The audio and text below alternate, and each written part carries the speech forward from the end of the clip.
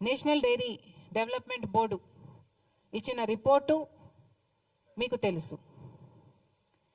మరి ఇన్ని సాక్ష్యాలు, ఇన్ని ఆధారాలు, ఇన్ని రిపోర్ట్లు మీ దగ్గర పెట్టుకొని కూడా ఏ చర్యలు ఎందుకు లేవు? ఒక పక్కేమో కూటమి సర్కారు ప్రక్షాళన దీక్షలు చేస్తున్నారు, ఇంకో పక్కేమో ఇప్పుడు జగన్మోహన్ రెడ్డి గారు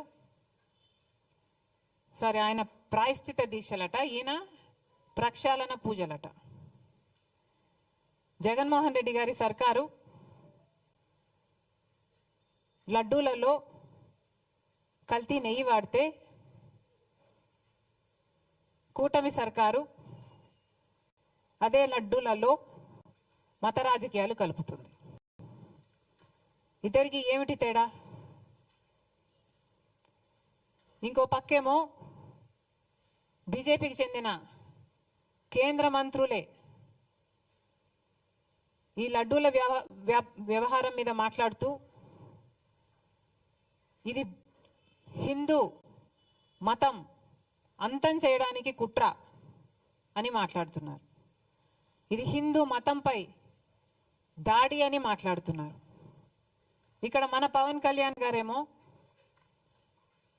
క్రిస్టియన్లు, ముస్లింలు చర్చుల మీద, మసీదుల మీద ఇదే జరిగితే వాళ్ళు ఊరుకుంటారా?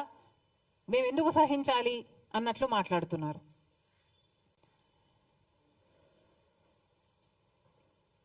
ఇంత దుర్మార్గంగా ఎలా మాట్లాడగలుగుతున్నారు? హిందువులను రెచ్చగొట్టే ప్రయత్నం మీరు చేయటం లేదా? మతాల మధ్య చిచ్చు పెట్టే ప్రయత్నం కాదా ఇది? ఇక్కడ ఒక అన్యాయం జరిగితే క్రిస్టియన్స్ని,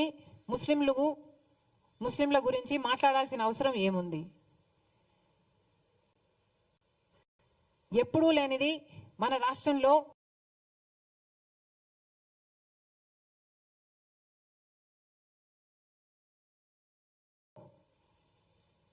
కమ్యూనల్ వైలెన్స్ జరగాలి అని మీకేమైనా హిడెన్ అజెండా ఉందా? మతాల పేరుతో చిచ్చు పెట్టే ఉద్దేశం మీకుందా? ఒక మతాన్ని అవమానించాలి, ఇంకో మతాన్ని రెచ్చగొట్టాలి. ఇదే బీజేపీ చేసిన రాజకీయం. అదే బీజేపీ డైరెక్షన్లో పవన్ కళ్యాణ్ గారు, కూటమి సర్కారు కూడా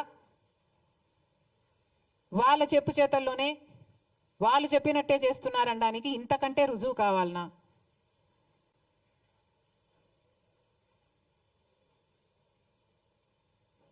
అసలు ఆంధ్ర రాష్ట్రంలో ఎప్పుడు కమ్యూనల్ వైలెన్స్ లేవు. అలాంటిది మీ పొలిటికల్ మైలేజ్ కోసం, పొలిటికల్గా మీరు లబ్ధి పొందడం కోసం ఇది కావాలనే రెచ్చగొట్టే వ్యాఖ్యలు చేస్తున్నారా అని అనిపిస్తుంది. ఇది భావ్యం కాదు. రెస్పాన్సిబుల్ పొజిషన్స్లో ఉన్న వాళ్ళు రెస్పాన్సిబుల్గా మాట్లాడాల్సిన అవసరం కూడా ఉంది. అసలు కేంద్ర మంత్రులుగా ఉన్నవారు కూడా ఇంత నిర్లక్ష్యంగా మాట్లాడుతున్నారు. అసలు మోడీ గారిని అడుగుతున్నాం, మోడీ గారు మీరు గత నవంబర్లో అనుకుంటా వారు మొన్న ఎప్పుడో తిరుపతికి రావడం జరిగింది. తిరుమలలో మోడీ గారు దర్శనం చేసుకున్న తర్వాత 140 కోట్ల మంది భారతీయులకు మంచి జరగాలని ప్రార్థన చేసుకున్నానని చెప్పటం జరిగింది. అయ్యా మోడీ గారు, మరి అదే తిరుమలలో 140 కోట్ల మంది సెంటిమెంట్లు దెబ్బతినే విధంగా ఒక కాంట్రవర్సీ బయటకు వస్తే మరి మోడీ గారు ఏం చేస్తున్నారు? నేషనల్ డైరీ డెవలప్మెంట్ బోర్డు కేంద్ర సంస్థ. ఆ బోర్డు ఇచ్చిన రిపోర్టు ప్రకారమే చనిపోయిన జంతువుల కొవ్వు ప్రసాదంలో కలిపారు అని వాళ్ళు ఇచ్చిన రిపోర్టే చెప్తుంటే మరి మోడీ గారు కనీసం స్పందన కూడా ఎందుకు లేదు? మీరు చెప్పినట్టే 140 కోట్ల మంది భారతీయులకు సంబంధించిన అంశం మరి అలాంటప్పుడు కనీసం ఒక సిబిఐ ఎంక్వైరీ వేయాలని మోడీ గారికి ఎందుకు తోచలేదు? 2 నెలల కిందనే నేషనల్ డైరీ డెవలప్మెంట్ బోర్డు చేతుల్లో ఒక రిపోర్ట్ వస్తే 2 నెలలుగా ఏమీ చేయలేదు.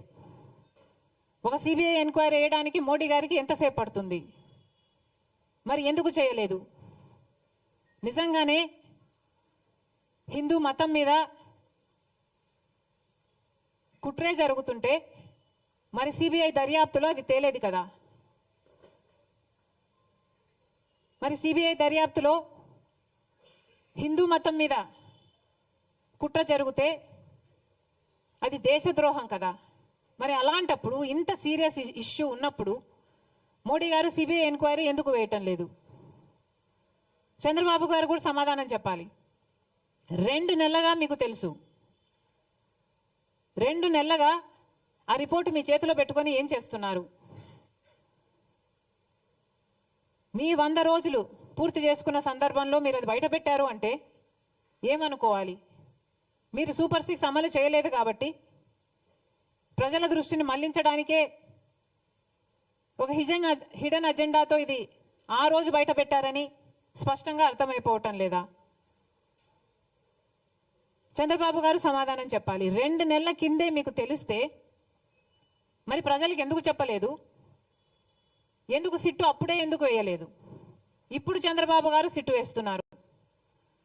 ఈ సిట్టేదో 2 నెలలు ముందే వేస్తుండొచ్చు కదా. ఇంత రచ్చ జరిగాక ఇప్పుడు సిట్టు వేశారు చంద్రబాబు గారు.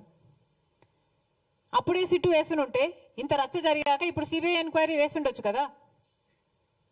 మరి ఏం సమాధానం చెప్తారో చంద్రబాబు గారు చెప్పాలి. ఇన్ని ఆధారాలు, ఇన్ని రిపోర్ట్లు మీ చేతుల్లో పెట్టుకొని కూడా ఈరోజు ఒకవైపు తెలుగుదేశం పార్టీ అయినా, పవన్ కళ్యాణ్ గారైనా, బీజేపీ అయినా, జగన్మోహన్ రెడ్డి గారైనా అందరూ కలిసి నీచమైన మత రాజకీయాలు చేస్తున్నారు. మొన్నెక్కడో ఒక రాముల వారి రథం తగలబెట్టారని విన్నాం. వీళ్ళు చేస్తున్న ఈ క్రియలకు, వీళ్ళు మాట్లాడుతున్న మాటలకు ఇవి ఎక్కడికి దారి తీస్తాయి అన్న స్పృహ లేకుండా, అన్న ఇంగితమన్నా లేకుండా రెస్పాన్సిబుల్ పొజిషన్స్లో ఉన్న వాళ్ళు మాట్లాడాల్సిన మాటలేనా ఇవి? మళ్ళీ చెప్తున్నాం, లడ్డూ కల్తీ జరిగిన విషయంలో మతోన్మాద చర్యలు అవసరం లేదు, సవాళ్ళు ప్రతి సవాళ్ళు కూడా అవసరం లేదు. దీక్షలు, ప్రమాణాలు అంతకంటే అవసరం లేదు. ఇక్కడ కావాల్సిందల్లా నిజం.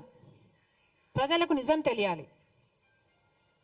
ఈ తప్పు ఎవరు చేశారు, పెద్ద చేపలా చిన్న చేపలా, ప్రజలకు నిజం తెలియాలి, చర్యలు తీసుకోవాలి. మళ్ళీ ఈ తప్పు జరగకుండా జాగ్రత్త పడాలి. అది మానేసి ఇలా నీచమైన మత రాజకీయాలు చేయడం చాలా దుర్మార్గం. మేము దీనికి వ్యతిరేకం. కాంగ్రెస్ పార్టీ ఒక సెక్యులర్ పార్టీ. కాంగ్రెస్ పార్టీ రాజ్యాంగాన్ని గౌరవించే పార్టీ. కాంగ్రెస్ పార్టీ అన్ని మతాలని గౌరవిస్తుంది, అన్ని కులాలను గౌరవిస్తుంది, అన్ని భాషలను, అన్ని ప్రాంతాలను గౌరవించే పార్టీ కాంగ్రెస్ పార్టీ. మా నాయకుడు రాహుల్ గాంధీ గారు సోదర భావం కోసం, ప్రేమను పెంచడం కోసం కన్యాకుమారి నుంచి కశ్మీర్ వరకు 1000 కిలోమీటర్లు పాదయాత్ర చేసిన వాడు మా నాయకుడు. సవినయంగా హంబ్లీ వి సబ్మిట్ దిస్. కాబట్టి ఇంత నీచమైన రాజకీయాలు చేయడం మేము తట్టుకోలేకపోతున్నాం. కానీ ఎన్నిసార్లు అడిగినా అటు మోడీ గారు కానీ, ఇటు చంద్రబాబు గారు కానీ సిబిఐ ఎంక్వైరీ వేయటం లేదు. కాబట్టి మేము కాంగ్రెస్ పార్టీ ఈరోజు సుప్రీంకోర్టు చీఫ్ జస్టిస్ గారికి ఒక లేఖ రాయడం జరిగింది. ఈ లేఖ ద్వారా సిబిఐ ఎంక్వైరీ జరగాలి అని,